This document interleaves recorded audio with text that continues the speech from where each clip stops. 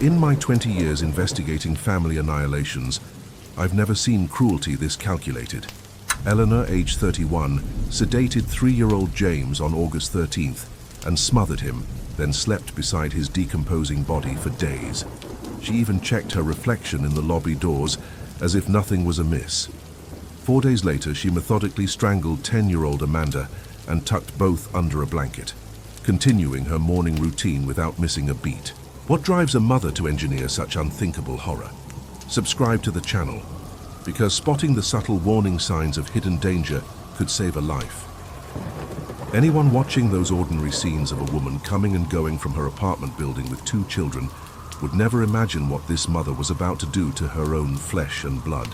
The casual observer might notice the way she walked with purpose, her designer purse slung over her shoulder, the way she checked her reflection in the glass doors of the lobby. But they wouldn't see what was brewing beneath that carefully maintained exterior. Her name was Eleanor, and at 31 years old she had reached a cold, calculated conclusion that would chill even the most seasoned investigators to their core. Her children, 3-year-old James and 10-year-old Amanda, were nothing more than obstacles standing between her and the life she believed she deserved. In her twisted logic, they were weights dragging her down into a mundane existence when she could be living the carefree life of a single woman, unencumbered by the responsibilities of motherhood. The narcissistic mind works in ways that defy human understanding, and Eleanor's was no exception. She had given birth to these children, brought them into this world through her own body, but in her warped reasoning, this act of creation somehow granted her the ultimate power over their existence. If she had given them life, she rationalized with the chilling detachment of a sociopath, then surely she had the right to take it away. What happened next would haunt the investigators who worked this case for years to come. On August 13th, 2022, Eleanor made her first move in what can only be described as a methodical execution of her own children. The details of that night remain sealed in evidence files, but what we know is this. Little James, barely old enough to understand the concept of danger, became the first victim of his mother's calculated cruelty. His small body was discovered later, placed with deliberate care on his mother's bed, as if this final resting place somehow dignified the unspeakable act that had occurred. But here's what makes this case even more disturbing than your typical family annihilation. Eleanor didn't break down. She didn't panic. She didn't show even a flicker of the remorse that might be expected from someone who had just committed the ultimate betrayal of maternal instinct. Instead, she simply continued with her daily routine, as if nothing had changed. She slept in that same bed, night after night, with her son's lifeless form beside her. She woke up each morning, made her coffee, checked her social media, and went about her business with the casual indifference of someone who had simply rearranged furniture. But Eleanor wasn't finished. The most horrifying aspect of this case was yet to unfold, and it involved the one person who witnessed every moment of this unfolding nightmare. 10-year-old Amanda. The little girl had seen what happened to her baby brother. She understood, with the terrible clarity that children sometimes possess, that her mother had crossed a line from which there was no return. For 4 long days, Amanda lived in that apartment, knowing that the woman who was supposed to protect her had instead become the greatest threat to her existence. Imagine, if you can, the psychological torture of those 4 days. A 10-year-old girl, forced to pretend normalcy while living alongside the evidence of her mother's capacity for violence. Amanda knew with the awful certainty that comes from witnessing the unthinkable that her turn was coming. On August 17th, 4 days after James had drawn his last breath, Eleanor decided that Amanda's story had reached its conclusion. There would be no middle school graduation for this bright young girl, no awkward teenage years, no first crush, no prom dress, no wedding day, no children of her own. Eleanor had determined that her daughter's narrative ended on that cold August morning, in the quiet city of Millbrook, nestled in the heartland where such horrors weren't supposed to happen. With the same methodical precision she had shown with James, Eleanor arranged Amanda's body next to her brother's on the bed they had shared in those final terrifying days. She covered them both with a blanket, as if tucking them in for an eternal sleep. And once again, she felt nothing. No guilt, no horror at what she had done, no desperate urge to confess or flee. This wasn't the work of someone who had snapped in a moment of rage or desperation. This was something far more chilling, the calculated actions of someone who had weighed the inconvenience of parenthood against the lives of her children and found their existence wanting. Eleanor managed to maintain her facade for another 10 days. 10 days of sleeping next to the bodies of her children. 10 days of maintaining her social media presence, of going through the motions of normal life while the evidence of her crimes lay decomposing in her bedroom. The level of psychological detachment required for such behavior speaks to a mind that operates on a fundamentally different frequency than the rest of humanity. It was only on August 27th, when the physical evidence of her actions began to demand attention, that Eleanor realized she needed to craft a narrative that might save her from the consequences of her choices. With the calculating mind of a true narcissist, she reached out to a friend who happened to be a lawyer, ready to spin a tale that would paint her as a victim of her own mental instability rather than the architect of an unspeakable tragedy. But what she told that lawyer, and what the investigation would eventually reveal, were two very different stories, and the truth, when it finally emerged, would prove that Eleanor's capacity for manipulation extended far beyond the walls of that apartment where her children lay waiting for justice. The lawyer, upon hearing Eleanor's carefully constructed confession, immediately contacted the authorities. When the police arrived at Eleanor's apartment, they found her sitting calmly on the arm of her living room sofa, ready to deliver the performance of her lifetime. She spoke of her sadness, her exhaustion from caring for the children alone. But even as she described the deaths of James and Amanda, there was something profoundly wrong with her affect. She couldn't stop talking about herself. Even in the moment of confessing to the murders of her own children, Eleanor made herself the center of the story. She complained about how hard her life had been, how her ex-husband got to live freely while she was stuck with all the responsibility. She showed the officers papers she had written, alleged suicide notes that she claimed proved her mental distress, but something about those documents didn't sit right with the experienced investigators examining them. Detective Sarah Morrison, the lead investigator on the case, listened to Eleanor's theatrical display with the patience of someone who had seen every kind of human deception. When Eleanor finished her carefully rehearsed monologue about her supposed psychotic break, Detective Morrison delivered the news with the same calm professionalism. Eleanor was under arrest for the murders of her children. The moment Eleanor realized that her performance hadn't worked, that she wasn't going to walk away from this as a tragic figure deserving of sympathy, something shifted in her demeanor. For the first time since this nightmare began, Eleanor cried, but even her tears revealed the true nature of her character. She wasn't crying for James and Amanda. She was crying for herself, for the life she had now lost, for the freedom she would never taste. The investigation that followed would peel back layer after layer of Eleanor's deception, revealing a woman whose capacity for self-absorption had ultimately led her to commit the most heinous crime imaginable.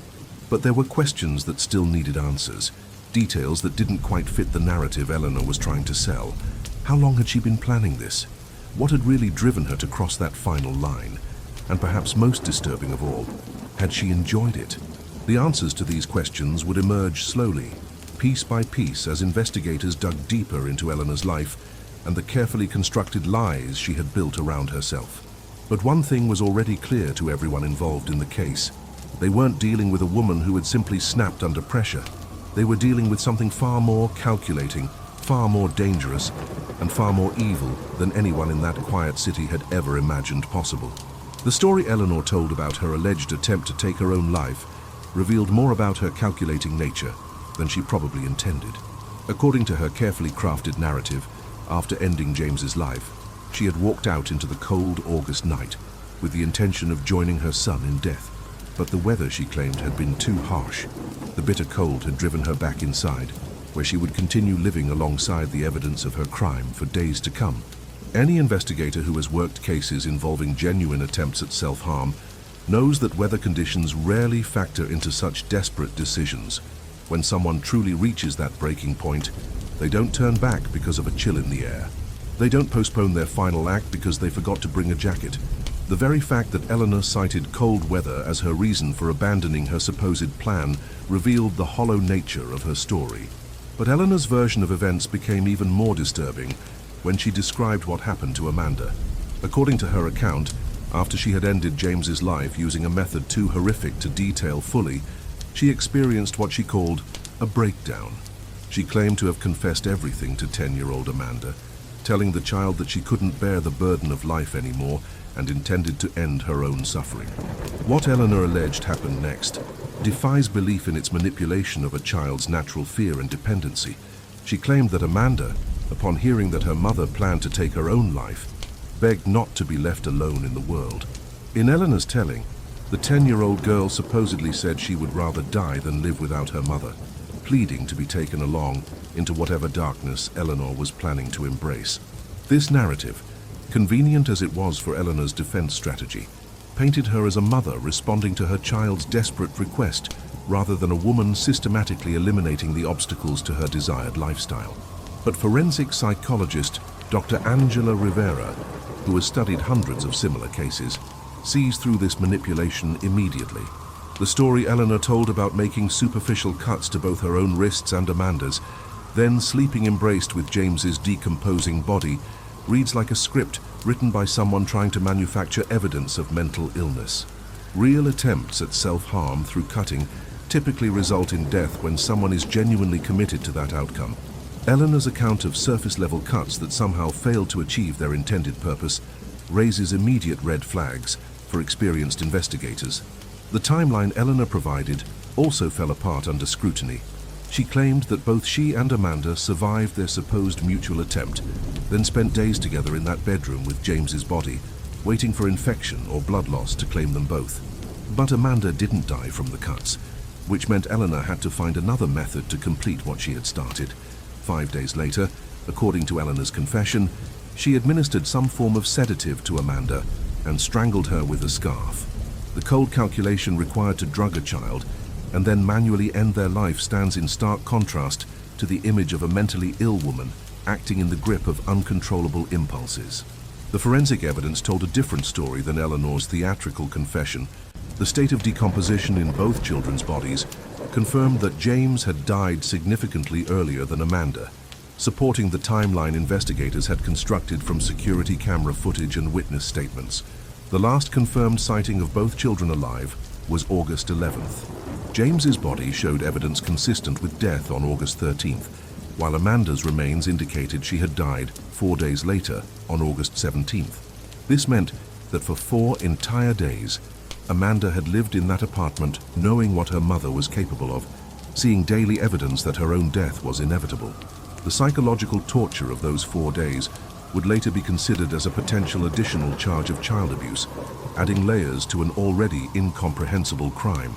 During those crucial days when Eleanor was living with her son's body while keeping Amanda alive, something interesting was happening behind the scenes. Eleanor had begun taking photographs of the building's security camera system, printing out layouts and studying the angles of surveillance that covered every entrance and exit. She photographed the children's bodies, though the specific purpose of these images remained sealed in the evidence files. The photographs of the security system revealed Eleanor's growing panic as she realized the flaw in whatever plan she had originally conceived. She was trapped in a building equipped with state-of-the-art surveillance, living on an upper floor with no private access to the outside world. The cameras captured every person who entered or left the building, and Eleanor had no vehicle of her own to facilitate the removal of evidence. It became clear to investigators that Eleanor had never really thought through the practical aspects of her crime. She had focused so intently on eliminating what she saw as the barriers to her freedom that she had failed to consider what would happen afterward. Now she found herself in possession of 2 bodies that were beginning to decompose, in an apartment that was starting to smell, in a building where her every movement was being recorded. The covering of the children's bodies with a blanket, which some observers initially interpreted as a sign of lingering maternal instinct or an attempt to contain odors, actually accelerated the decomposition process. The trapped heat and moisture created ideal conditions for decay, making Eleanor's situation more desperate with each passing day. Dr. Rivera's analysis of Eleanor's behavior during this period reveals the classic thinking patterns of someone with severe narcissistic personality traits. Eleanor's primary concern wasn't grief over her children's deaths or horror at what she had done. Her focus was entirely on how this situation affected her and what it meant for her future plans. The fact that she spent time photographing security systems while her children lay dead in her bed speaks to a level of emotional detachment that goes far beyond temporary mental illness. The question that haunted investigators was whether Eleanor had planned this outcome from the moment she decided to move to Millbrook 5 months earlier. Her decision to relocate to a city where she knew no one, to cut ties with friends and family back home, and to isolate herself and her children began to look less like the actions of a struggling single mother and more like the methodical preparation for an unthinkable crime. Eleanor's financial situation, which she had painted as desperate in her confession, told a different story under investigation. Her salary of approximately $3,000, combined with child support payments, provided adequate income for their modest lifestyle. She had been able to work from home, a luxury that many parents of young children would envy, and her expenses were well within her means. The narrative she had constructed about feeling trapped and overwhelmed by single parenthood while her ex-husband enjoyed complete freedom also crumbled under scrutiny. Court records showed that the father of her younger child had been meeting his financial obligations consistently, and there was no evidence that Eleanor had ever sought additional support or assistance with childcare responsibilities. What emerged instead was a picture of a woman who had grown to resent the natural limitations that come with being responsible for other human beings. Eleanor wanted the freedom to come and go as she pleased, to pursue romantic relationships without the complication of explaining her children, to present herself to the world as an unencumbered woman in her early 30s rather than a single mother of 2. In Eleanor's narcissistic worldview, her children weren't individuals with their own rights to life and happiness. They were accessories that had outlived their usefulness, burdens that could be discarded when they became inconvenient. The coldness required to maintain this perspective while looking into James's trusting 3-year-old eyes or listening to Amanda's 10-year-old voice speaks to a profound disconnection from normal human empathy.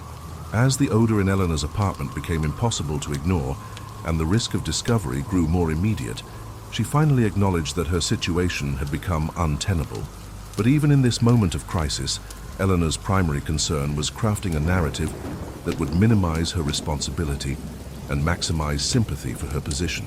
The suicide notes she claimed to have written, the evidence of her supposed mental breakdown, the story of Amanda's alleged participation in a mutual plan to die together. All of these elements appeared to be carefully constructed pieces of a defense strategy rather than genuine artifacts of psychological crisis. When Eleanor finally made that phone call to her lawyer friend on August 27th, she wasn't reaching out for help in processing an incomprehensible tragedy. She was initiating damage control for a situation that had spiraled beyond her ability to manage independently. But Eleanor had underestimated the skill and experience of the investigators who would soon be examining every detail of her story. Detective Morrison and her team had seen enough cases of family annihilation to recognize the difference between a parent who had truly snapped under pressure and one who had methodically planned the elimination of inconvenient obstacles. The performance Eleanor delivered when police arrived at her apartment that evening would have been impressive if the stakes hadn't been so horrifically high. She spoke with practiced emotion about her exhaustion, her loneliness, her feeling of being overwhelmed by responsibilities that her ex-husband didn't share. She presented her handwritten notes as evidence of her deteriorating mental state, her desperate thoughts of escape from a life that had become unbearable. But experienced investigators learn to listen not just to what suspects say, but to what they don't say. Eleanor could speak at length about her own suffering, but she struggled to express genuine grief for her children. She could describe in detail how unfair her life had become, but she couldn't explain why murder had seemed like the only solution to problems that millions of other single parents navigate without resorting to violence. Most telling of all was Eleanor's reaction when Detective Morrison informed her that she was under arrest. For the first time since this nightmare began, Eleanor's carefully maintained composure cracked, but her tears weren't for James and Amanda. They were for herself, for the life she had envisioned that was now slipping away, for the freedom she had killed to achieve but would never taste. As Eleanor was led away in handcuffs, the investigation was just beginning. The physical evidence would tell its own story, one that would either support or contradict the narrative Eleanor had so carefully constructed. But already, experienced investigators knew they were dealing with something far more calculated and cold-blooded than the tragic breakdown of an overwhelmed mother. The question now was whether Eleanor's planning had extended beyond the murders themselves, and whether there were other secrets waiting to be uncovered in the life she had built before arriving in Millbrook. Because one thing was becoming increasingly clear: nothing about Eleanor's story could be taken at face value. The psychological evaluation that Eleanor's newly appointed attorney requested would become one of the most crucial pieces of evidence in understanding the true nature of this case. But even before any psychiatrist could examine her, the physical evidence at the crime scene was already telling a story that contradicted every element of Eleanor's carefully constructed narrative about a mother driven to madness by overwhelming circumstances. Angela Rivera had seen enough cases of genuine psychological breaks to recognize the telltale signs of authentic mental illness, and what she observed in Eleanor's apartment that day was the exact opposite of what she would expect from someone in the grip of a psychotic episode. The scene that greeted investigators was so meticulously maintained that it raised immediate red flags about Eleanor's claims of emotional instability and mental breakdown. When Detective Morrison and her team entered that apartment on August 27th, they weren't walking into the chaotic aftermath of a woman who had lost her grip on reality. Instead, they found themselves in what appeared to be a perfectly normal living space, with one horrifying exception. The apartment was immaculately clean, every surface dusted and organized, every piece of furniture in its proper place. The kitchen counters gleamed, the bathroom sparkled, and even the living room looked as though it had been prepared for a magazine photo shoot. This level of domestic order in a space where two children had been decomposing for weeks spoke to a mind that was functioning with chilling clarity and purpose. Dr. Rivera explains that when individuals experience genuine psychological crises, severe enough to drive them to violence, the first thing that typically deteriorates is their ability to maintain basic routines and care for their environment. Depression, psychosis, severe anxiety, and other mental health conditions that might theoretically lead to such extreme actions almost invariably manifest in neglect of personal hygiene, household maintenance, and daily responsibilities. Eleanor, however, had spent those 2 weeks not only maintaining her apartment but enhancing its appearance. The refrigerator was fully stocked with fresh groceries, organized with the precision of someone who took pride in domestic management. The beds were made with hospital corners, the bathroom towels hung in perfect alignment, and not a single dish sat unwashed in the kitchen sink. This wasn't the behavior of someone spiraling into madness. This was the methodical maintenance of normalcy by someone who understood exactly what she was doing and why she needed to preserve appearances. The contrast between Eleanor's pristine living space and documented cases of genuine psychological breakdown couldn't have been more stark. Dr. Rivera recalls visiting crime scenes where individuals had truly lost touch with reality, and the environmental evidence always told the same story: chaos, neglect, deterioration of basic self-care, and an inability to maintain even the simplest daily routines. Windows would be covered with newspaper or towels, doors would be barricaded with furniture, and the living space would reflect the internal turmoil of someone whose grip on reality had fundamentally shifted. In cases of severe paranoia, investigators typically find evidence of elaborate security measures, multiple locks, covered windows, and sometimes even makeshift barriers constructed from household items. The individual's behavior becomes increasingly erratic, and their environment reflects this instability through disorder, accumulated trash, spoiled food, and general neglect of hygiene and cleanliness. Eleanor's apartment showed none of these indicators. Instead, it demonstrated the calculated behavior of someone who understood that she would eventually need to explain her actions to authorities and wanted to present herself in the most favorable light possible. The immaculate condition of her living space wasn't accidental. It was part of a performance designed to support her narrative of being an overwhelmed but fundamentally capable mother who had simply reached her breaking point. But there were other details that made Eleanor's story even more suspect. During those 2 weeks when she claimed to be suffering from severe mental distress, building security cameras captured her coming and going from the apartment building with the same regularity and demeanor she had maintained before the murders. She dressed appropriately for the weather, carried herself with normal posture and gait, and showed no outward signs of the psychological trauma that would be expected from someone living with such a horrific secret. The building's concierge, who had brief interactions with Eleanor during this period, later told investigators that she seemed entirely normal in their conversations. She made small talk about the weather, inquired about building maintenance schedules, and even complained about a neighbor's loud music. These weren't the behaviors of someone consumed by guilt, horror, or mental illness. They were the actions of someone maintaining a carefully constructed facade while managing an increasingly complicated situation. Eleanor's ability to compartmentalize the murders while continuing to function normally in other areas of her life speaks to a level of psychological sophistication that contradicts her claims of being overwhelmed by circumstances beyond her control. True psychological breaks don't allow for this kind of selective dysfunction. When someone genuinely loses their grip on reality, that loss permeates every aspect of their existence. The financial records investigators examined during this period also revealed interesting patterns. Eleanor had continued paying her bills on time, made several online purchases, and even set up automatic payments for recurring expenses. Her internet browsing history showed searches for local restaurants, entertainment venues, and dating websites. This wasn't the digital footprint of someone contemplating their own demise or struggling with the aftermath of killing their children. It was the online activity of someone planning for a future that didn't include the responsibilities of motherhood. Dr. Rivera's analysis of Eleanor's behavior patterns during those 2 crucial weeks revealed a woman who was methodically preparing for the next phase of her life.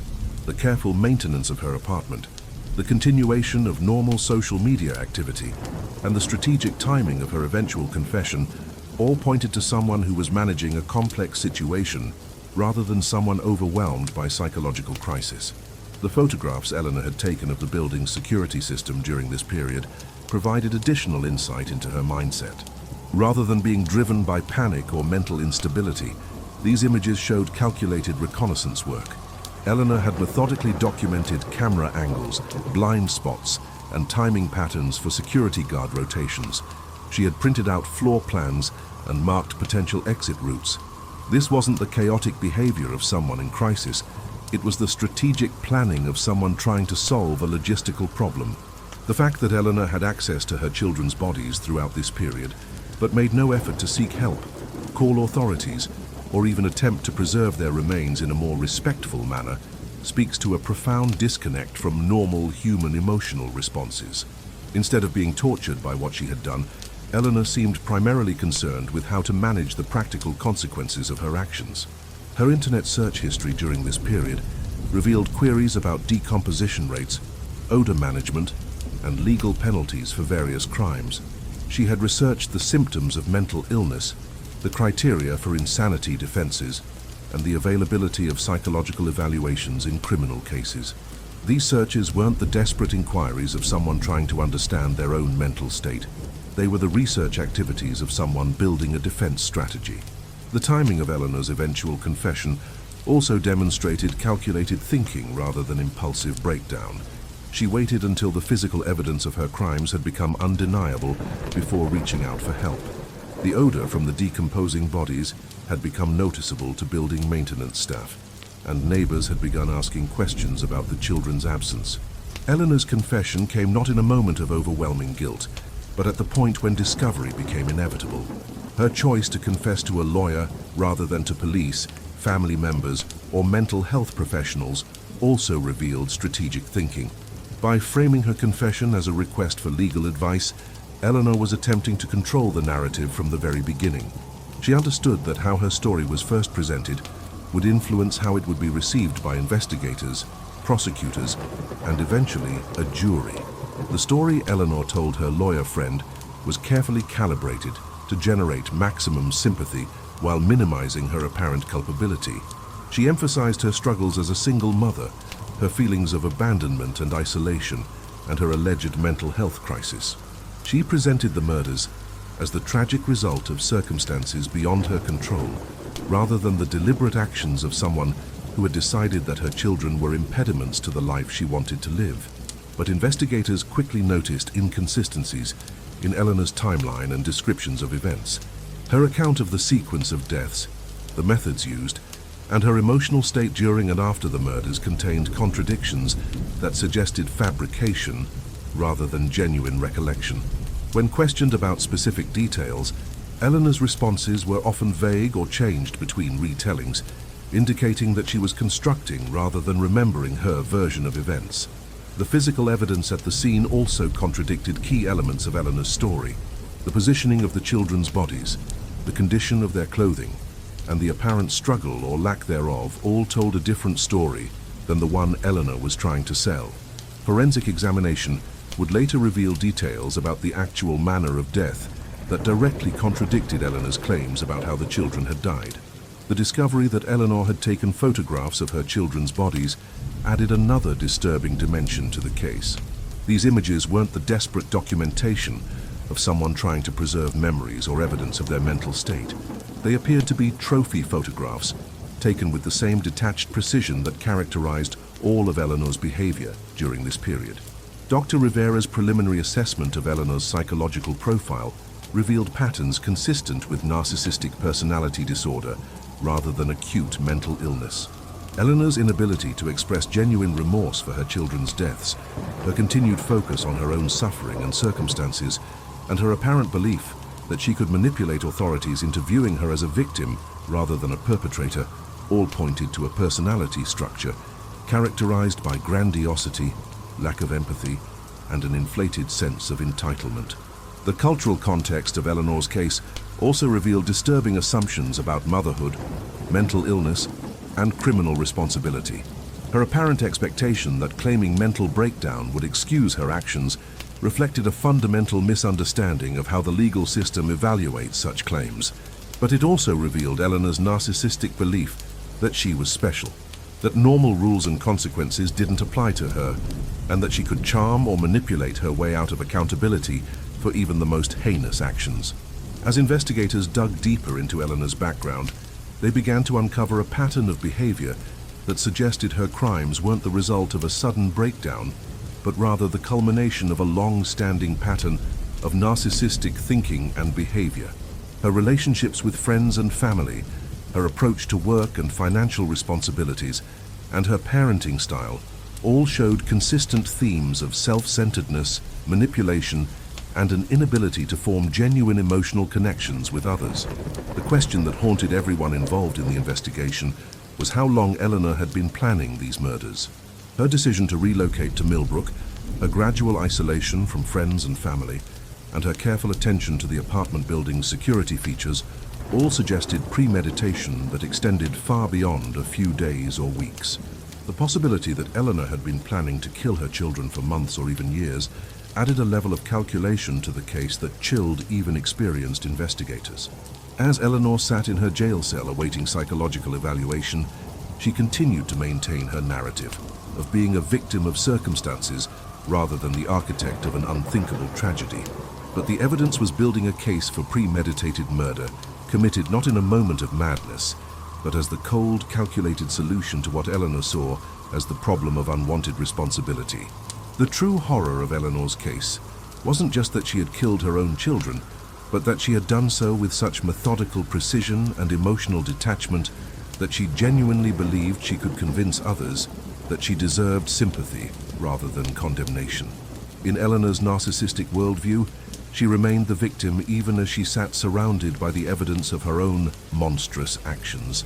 The forensic details of how James and Amanda died would prove to be crucial in dismantling Eleanor's carefully constructed narrative of a mother driven to desperation by overwhelming circumstances.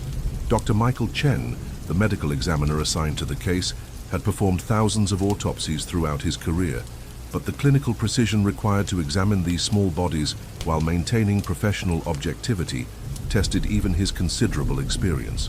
The distinction between the methods Eleanor claimed to have used and what the physical evidence revealed became a cornerstone of the prosecution's case against her claims of mental illness. Eleanor had told investigators that she ended James's life using a pillow to suffocate him while he slept, painting this as the desperate act of a mother who could no longer bear the weight of her responsibilities. But the autopsy findings told a different story entirely. Dr. Chen's examination revealed that James had died from manual strangulation, not suffocation. The delicate bones in his small neck showed evidence of sustained pressure applied by adult hands, pressure that would have required several minutes to prove fatal. This wasn't the quick, merciful death that Eleanor's story suggested. It was a prolonged, deliberate process that would have given her multiple opportunities to stop, to reconsider, to choose a different path. The forensic evidence also contradicted Eleanor's timeline of events.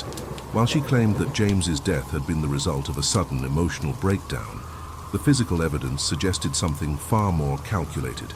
The positioning of the body, the absence of any defensive wounds, and the specific pattern of injuries all pointed to an attack that had been carefully planned and executed with methodical precision.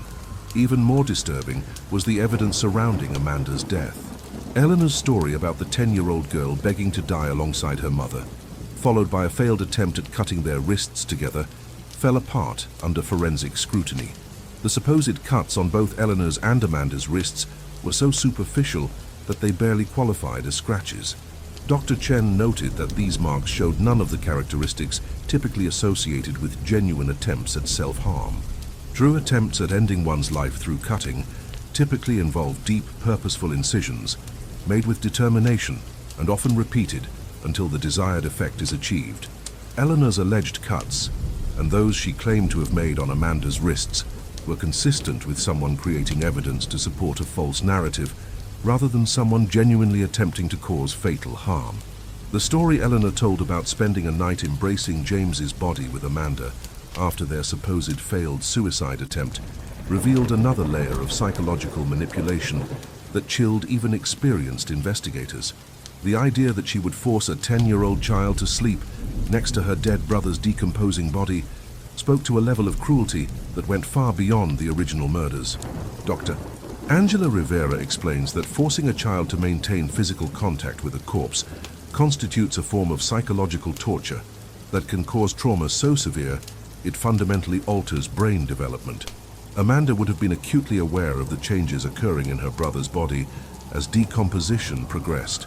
The smell, the temperature changes, the visible alterations to his appearance would have created a sensory nightmare that no child should ever be forced to endure.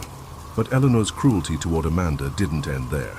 For 5 additional days after that alleged night of forced intimacy with death, she kept the child alive, while James's body continued to deteriorate in their shared living space. During this period, Eleanor continued her normal routines, going about her daily business while Amanda lived with the knowledge that her own death was inevitable. The psychological impact of those 5 days on Amanda can barely be comprehended. She was essentially living on death row, watching her mother maintain the pretense of normal life, while knowing that the same hands that had ended James's life would eventually turn to her. The anticipation, the fear, the complete helplessness of a child trapped with someone who had already proven their willingness to kill their own offspring creates a picture of suffering that extends far beyond the physical act of murder. When Eleanor finally decided that Amanda's time had come, she repeated the same methodical approach she had used with James. According to her confession, she administered some form of sedative to the child before using a scarf to strangle her. This detail about drugging Amanda before killing her revealed another aspect of Eleanor's calculated approach to murder. The use of sedatives suggested premeditation and planning. Eleanor had obtained drugs capable of rendering a child unconscious, had calculated the appropriate dosage, and had administered them at the precise moment she had decided Amanda should die. This wasn't the impulsive act of someone in the grip of mental illness. It was the methodical execution of a plan that had been developing over time. The choice to strangle Amanda with a scarf, rather than using some other method, also demonstrated Eleanor's continued focus on creating a narrative that would support her claims of emotional distress. Strangulation with a personal item like a scarf could be portrayed as the desperate act of someone using whatever was available in a moment of crisis, rather than evidence of someone who had carefully considered various methods of killing. Dr. Chen's forensic analysis of Amanda's body revealed the same pattern of deliberate, sustained pressure that had characterized James's death. The physical evidence showed that Amanda had been conscious during at least part of the strangulation process, meaning she would have been aware of what was happening to her even if she had been sedated beforehand. The horror of a 10-year-old child's final moments, understanding that her own mother was deliberately ending her life, adds another dimension of unthinkable cruelty to Eleanor's crimes. The 15 days that Eleanor spent living with her children's bodies while maintaining her normal routines became a key focus of the psychological evaluation. Dr. Rivera notes that this behavior is virtually impossible to explain through conventional understanding of mental illness or emotional breakdown. The human psychological response to proximity to death, particularly the death of one's own children, typically involves immediate and overwhelming emotional reactions that make normal functioning impossible. The smell alone should have made Eleanor's apartment uninhabitable within days of the first death. Decomposition creates odors that trigger immediate revulsion in most humans, an evolutionary response designed to protect us from disease and contamination. The fact that Eleanor not only tolerated these conditions, but continued to sleep in the same bed where her children's bodies were decomposing suggests a level of psychological detachment that goes far beyond temporary mental illness. Eleanor's ability to continue working during this period provided additional evidence of her calculated state of mind. She maintained her telemarketing job, calling strangers to offer them financial services while her children lay dead in the next room. The cognitive ability required to engage in complex social interactions, process financial information, and maintain professional demeanor while living in such circumstances demonstrates a level of compartmentalization that is inconsistent with acute psychological breakdown. The handwritten documents that Eleanor presented as evidence of her mental distress told their own story under expert analysis. Dr. Rivera's examination of these papers revealed language patterns and content that suggested careful construction rather than spontaneous emotional expression. The writings focused extensively on Eleanor's own suffering and grievances, while showing remarkably little emotional content related to her children's deaths. In genuine cases of psychological crisis, written expressions typically show disorganized thinking, emotional volatility, and obsessive focus on the traumatic event. Eleanor's writings, however, maintained a clear narrative structure and focused primarily on justifying her actions and establishing her victimhood. The documents read more like legal briefs than the desperate outpourings of someone in genuine psychological distress. The timing of when these documents were created also raised questions about their authenticity. While Eleanor claimed they were written during her period of mental breakdown, forensic analysis suggested that at least some of them had been created after the murders, possibly as part of her preparation for eventual discovery. The careful construction of these supposed evidence pieces revealed the same methodical planning that characterized every other aspect of Eleanor's crimes. Eleanor's research into legal defenses and mental illness during the period when she was allegedly suffering from psychological breakdown provided perhaps the most damning evidence of her calculated state of mind. Her internet search history showed extensive queries about insanity defenses, the legal criteria for diminished capacity, and the symptoms of various mental illnesses. This wasn't the behavior of someone experiencing genuine psychological crisis. It was the research activity of someone building a defense strategy. The photographs Eleanor had taken of her children's bodies added another disturbing element to the case. These images weren't the desperate documentation of someone trying to preserve memories or evidence of their mental state. They appeared to be methodical records, taken with the same clinical detachment that characterized all of Eleanor's actions during this period. Dr. Chen's analysis of these photographs revealed details about the positioning and condition of the bodies that contradicted elements of Eleanor's story. The careful arrangement of the children's corpses, the selection of specific angles for documentation, and the apparent staging of certain scenes all suggested someone who was treating the situation as a project to be managed rather than a tragedy to be endured. The building's security footage during this period showed Eleanor's behavior. Patterns remained remarkably consistent with her pre-murder routines. She continued to dress appropriately for public appearances, maintained normal walking pace and posture, and showed no outward signs of the psychological trauma that would be expected from someone living with such a horrific secret. Building staff who interacted with Eleanor during this period consistently reported that she seemed entirely normal in all their exchanges. She paid her rent on time, responded appropriately to maintenance requests, and even made small talk about weather and local events. The disconnect between her apparent normalcy and the reality of what was happening in her apartment provided stark evidence of her ability to compartmentalize and deceive. Eleanor's financial activities during this period also demonstrated continued forward thinking and planning, rather than the disorganization typically associated with mental health crises. She not only maintained her existing accounts and payments, but made several purchases that suggested she was planning for a future that didn't include her children. These transactions included new clothing, entertainment subscriptions, and even inquiries about travel arrangements. The social media activity Eleanor maintained during these 15 days became another crucial piece of evidence. Rather than withdrawing from online interaction or posting content that might suggest emotional distress, Eleanor continued to engage with social media platforms in ways that projected an image of normal life. She liked posts from friends, commented on news articles, and even shared content related to single lifestyle and dating advice. Dr. Rivera's analysis of Eleanor's social media behavior during this period revealed someone who was actively cultivating an image of herself as an available, unencumbered woman rather than someone struggling with the aftermath of killing her children. The carefully curated posts and interactions suggested someone who was already beginning to live the life she had envisioned for herself after eliminating the obstacles she perceived her children to represent. The complete absence of any references to her children in Eleanor's social media activity during this period was particularly telling. Even parents going through difficult times typically maintain some online presence related to their children's activities, needs, or well-being.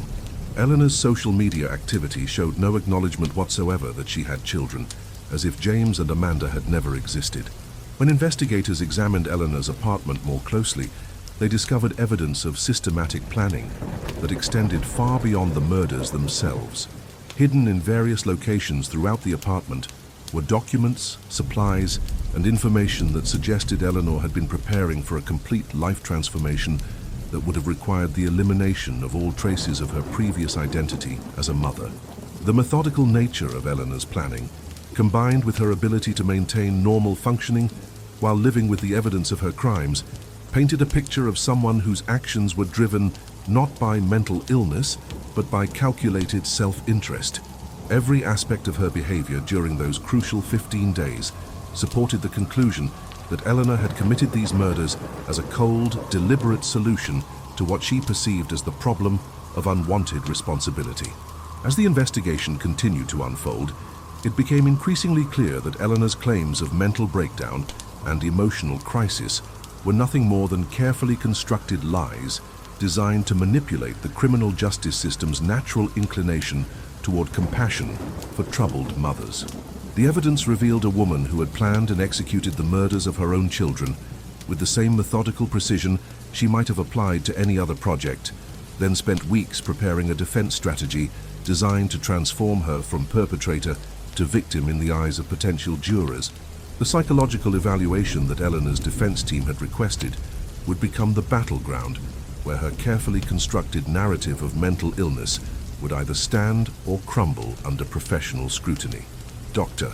Patricia Hoffman, the forensic psychiatrist assigned to conduct Eleanor's comprehensive assessment, had spent over 2 decades evaluating defendants who claimed various forms of mental incapacity, and she approached this case with the methodical skepticism that comes from years of distinguishing between genuine psychological disorders and calculated attempts at manipulation.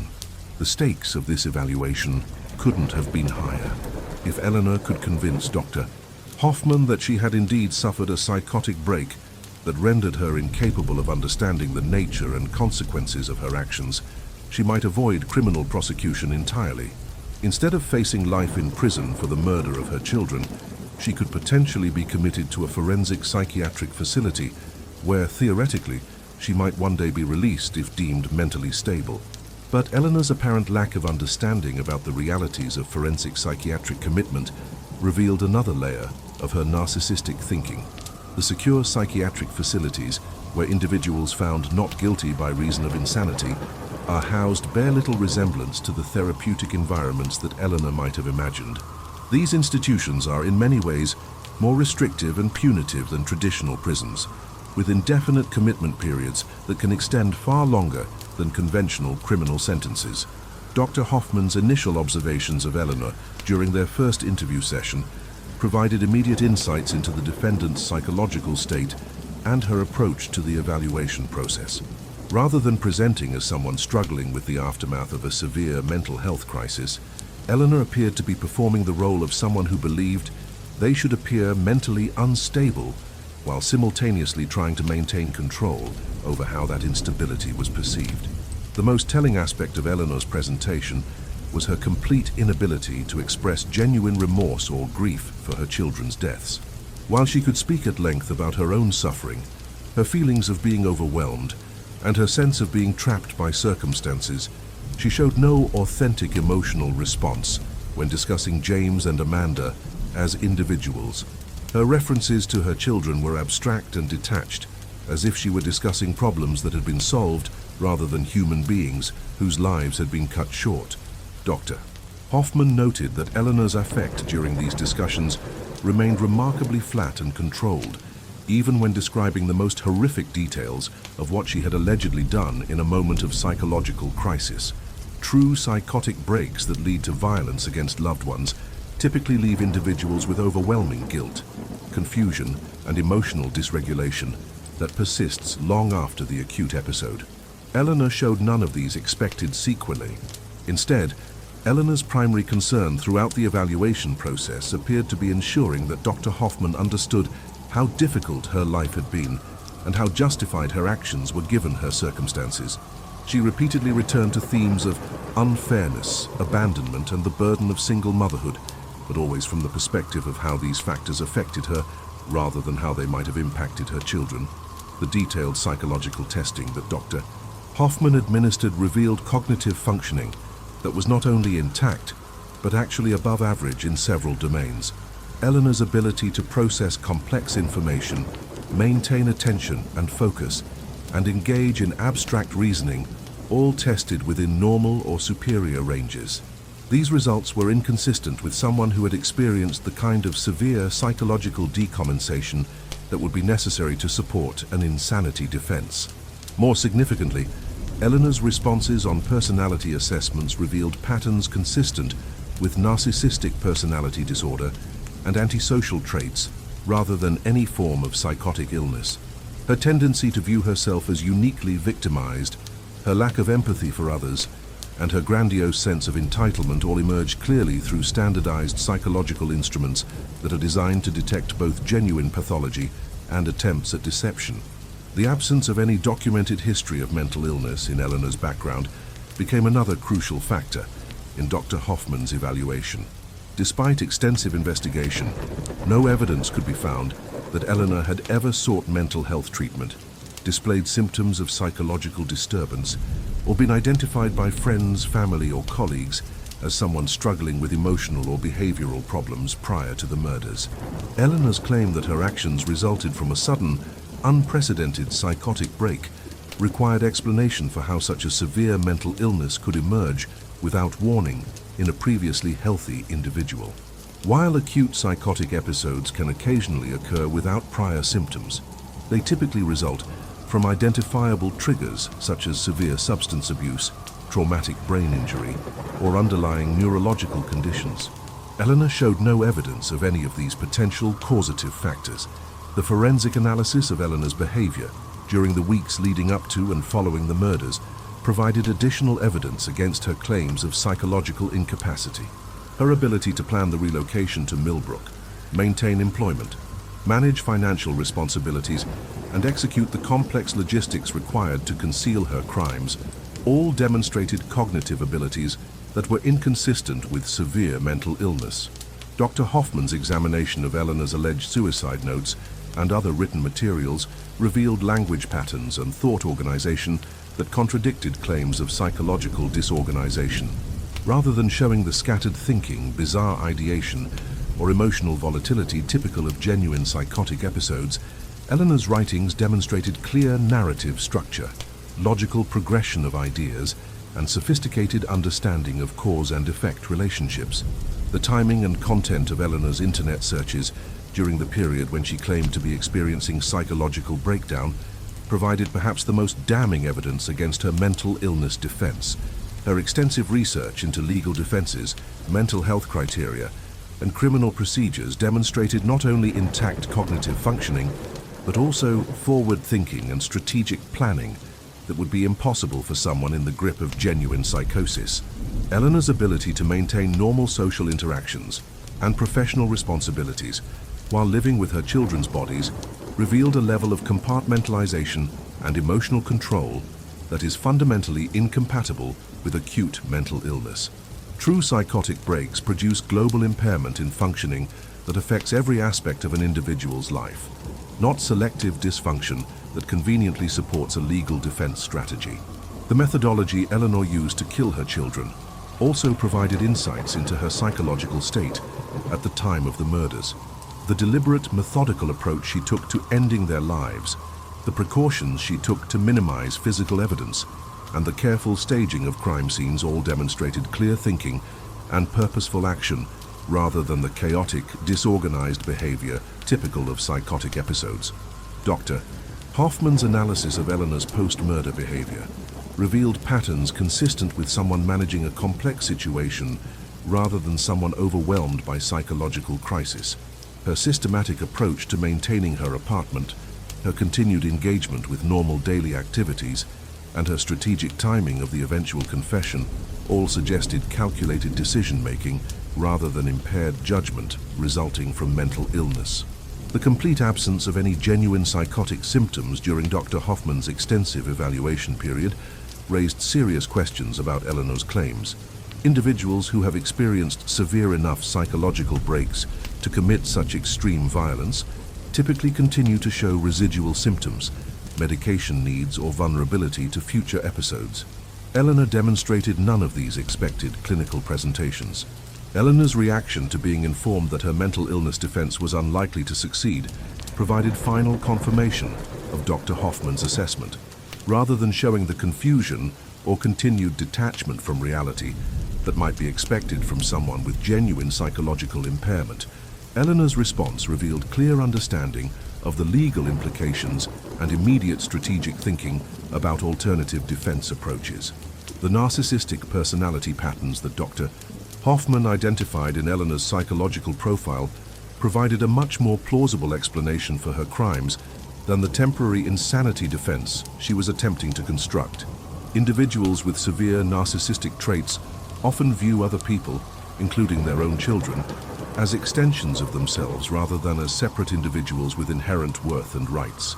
In Eleanor's narcissistic worldview, James and Amanda existed primarily to serve her needs and contribute to her self-image. When they began to interfere with her desired lifestyle and self-concept, they became problems to be solved rather than people to be loved and protected. This perspective allowed Eleanor to justify their elimination as a reasonable solution to her personal challenges rather than recognizing it as the profound moral failure that it represented. The infantile quality of Eleanor's thinking that Dr. Hoffman observed throughout the evaluation process reflected the emotional immaturity that often characterizes severe personality disorders. Eleanor's expectation that she could simply explain her motivations and receive understanding and sympathy revealed a fundamental disconnect from normal moral reasoning and social expectations. Eleanor's continued focus on her own victimization, even while describing the murders of her children, demonstrated the self-centeredness that defines narcissistic personality disorder. In her mind, she remained the primary victim in this situation, deserving of compassion and support rather than condemnation and punishment. This perspective allowed her to maintain psychological comfort with her actions while simultaneously expecting others to validate her position. The sophisticated nature of Eleanor's deception attempts revealed high-functioning personality pathology rather than the cognitive impairment that would be necessary to support an insanity defense. Her ability to craft complex narratives, manipulate evidence, and engage in strategic planning all demonstrated intact mental faculties being used for antisocial purposes. Dr. Hoffman's final evaluation report would conclude that Eleanor showed no evidence of mental illness that would impair her ability to understand the nature and consequences of her actions or distinguish between right and wrong. Instead, the evaluation revealed a woman with severe personality pathology who had made calculated decisions to eliminate obstacles to her desired lifestyle and then attempted to avoid responsibility through deception and manipulation. The implications of this psychological evaluation extended far beyond Eleanor's individual case. The sophisticated nature of her attempted manipulation of the mental health system highlighted the challenges that forensic professionals face in distinguishing between genuine mental illness and calculated deception in high-stakes legal situations. Eleanor's case also revealed the dangers of societal assumptions about motherhood and the protective instincts that are expected to be universal among women. Her ability to kill her own children while maintaining the external appearance of normalcy challenged fundamental beliefs about the nature of maternal bonds and the limits of human behavior. The coldness and calculation that characterized every aspect of Eleanor's crimes, from the initial planning through the attempted cover-up and legal defense, painted a picture of human evil that was particularly chilling because of its methodical nature. This wasn't a crime of passion or the result of circumstances spiraling out of control. It was the deliberate implementation of a plan to eliminate inconvenient obstacles to personal freedom.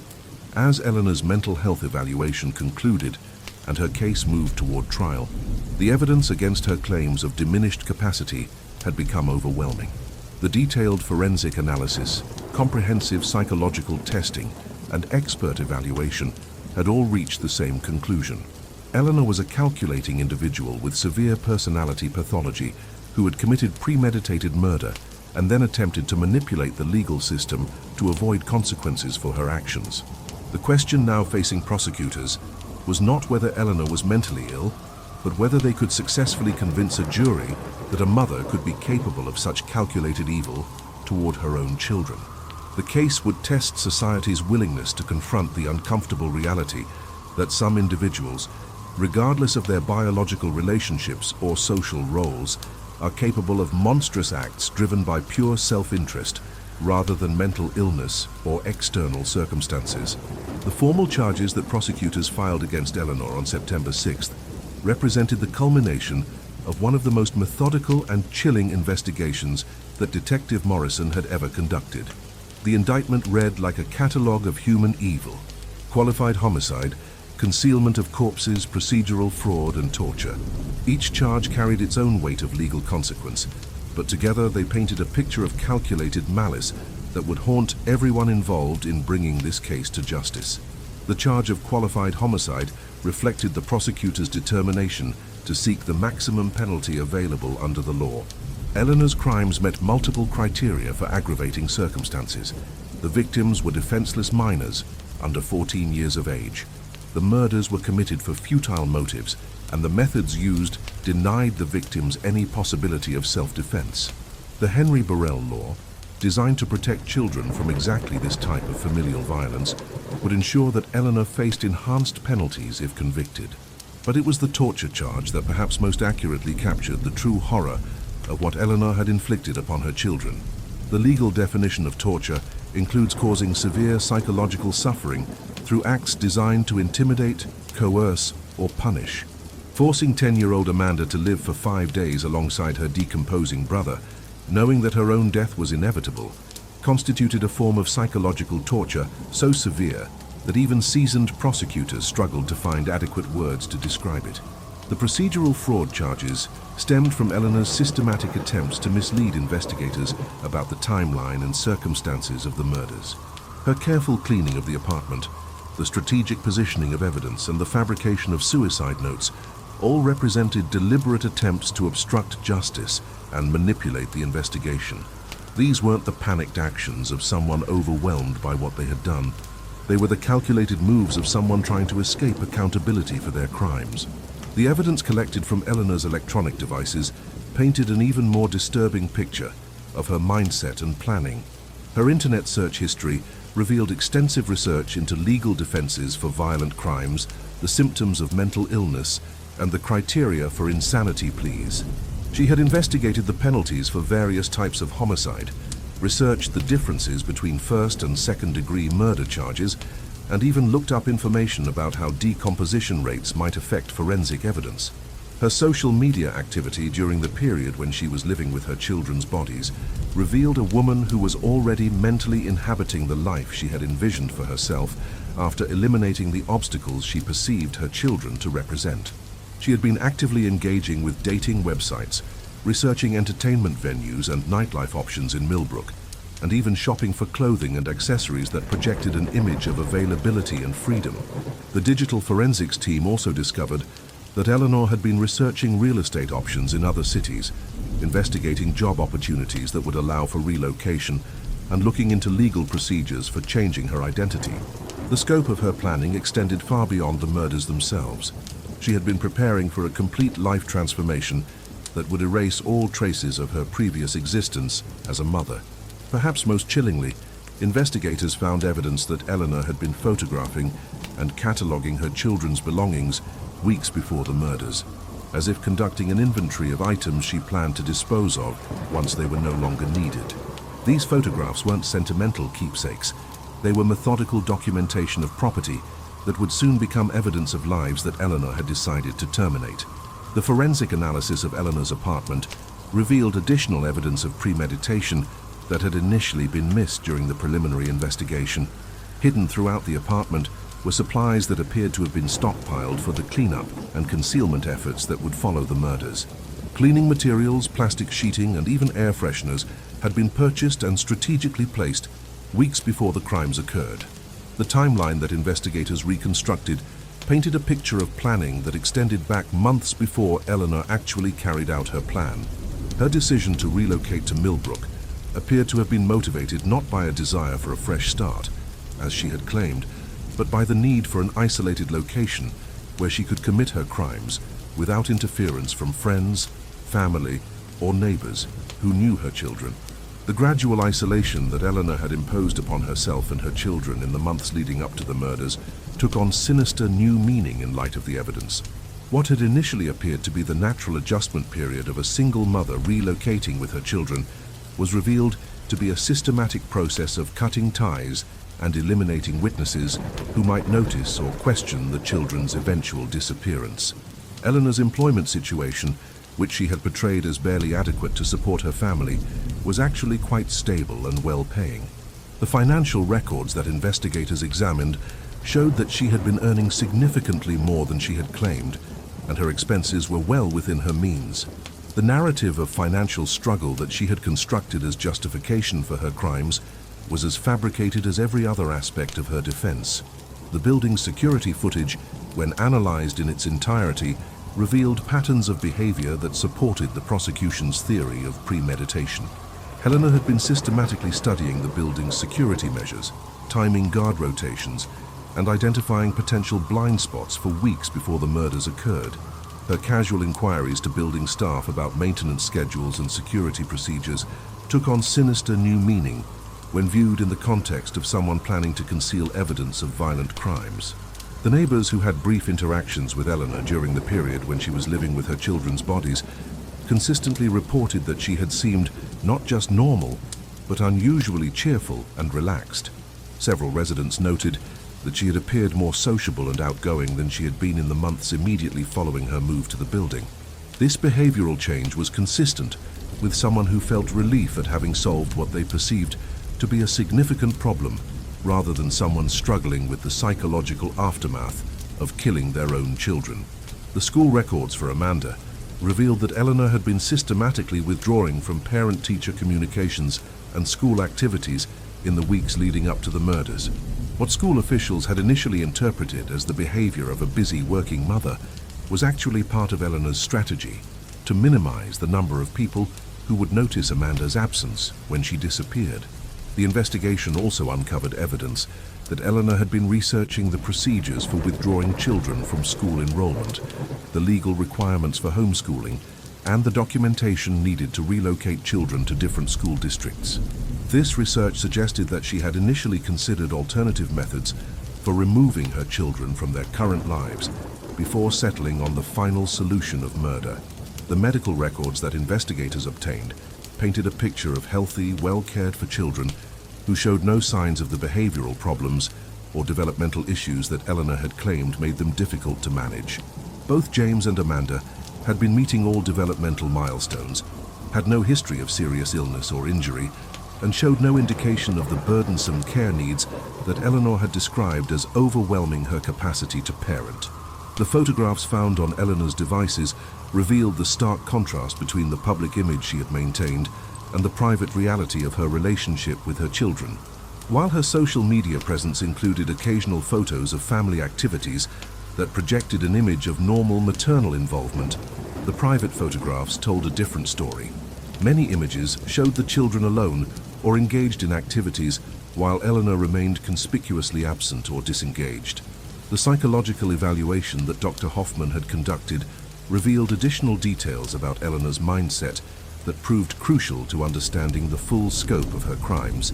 Eleanor's complete inability to articulate any positive memories or feelings about her children, combined with her detailed recollections of every inconvenience or burden they had created, suggested a profound disconnect from normal parental emotions that had existed long before any claimed mental health crisis. The financial planning that Eleanor had engaged in during the months before the murders revealed someone who was preparing for a future that didn't include the expenses associated with raising children. She had been researching investment opportunities, planning for increased discretionary spending, and even looking into luxury purchases that would have been impossible on her budget while supporting 2 children. The dating profile that Eleanor had created on multiple platforms during the period when she was allegedly struggling with overwhelming parental responsibilities portrayed her as a single, childless woman seeking freedom and adventure.